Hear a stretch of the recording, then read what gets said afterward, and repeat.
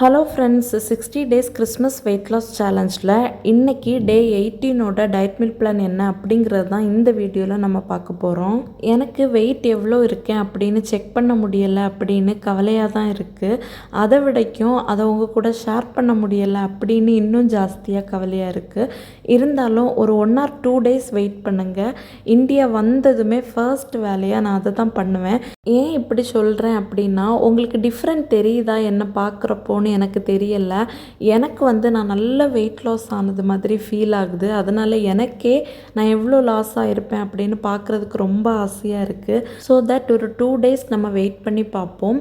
இன்றைக்கும் என்றைக்கும் மாதிரி மார்னிங் எந்திரிச்சதும் ஒரு 6:30 போல் எம்டி ஸ்டொமக்கில் 1.5 டம்ளர் தண்ணியில் கொஞ்சமாக சீரகம், கொஞ்சமாக முழு மல்லி போட்டு தண்ணியை நல்லா கொதிக்க வச்சுட்டு அது லூக்வார்ம் கன்சிஸ்டன்சியில் ஆனதும் எடுத்து குடிச்சிருந்தேன்.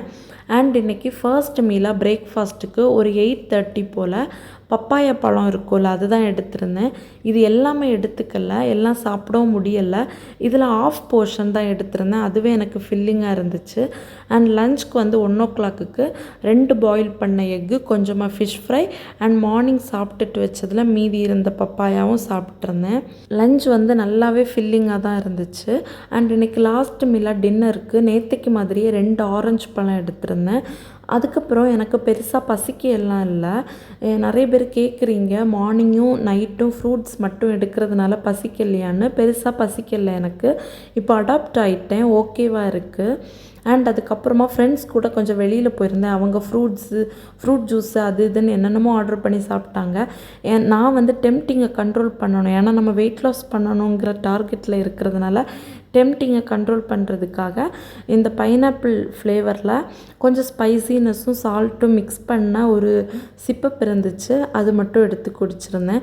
ஏன்னா சுகரும் ஆட் பண்ணிக்கக்கூடாது அப்படிங்கிறதுல கான்ஷியஸாக இருக்கேன். ஸோ அப்படி தான் இந்த டேவையும் நான் சூப்பராக கம்ப்ளீட் பண்ணேன். என்னோட டே 18 ரொம்ப சக்ஸஸ்ஃபுல்லாக முடிஞ்சிச்சு. உங்களுக்கு இந்த டே எப்படி இருந்துச்சுன்னு எனக்கு கமெண்ட் பாக்ஸில் சொல்லுங்கள். நான் அப்லோட் பண்ணுற வீடியோ ரிலேட்டடாக எது ஷேர் பண்ணணுன்னாலும் இன்ஸ்டா ஐடி யூஸ் பண்ணுங்கள். லிங்க் நான் டிஸ்கிரிப்ஷன் பாக்ஸில் கொடுக்குறேன்.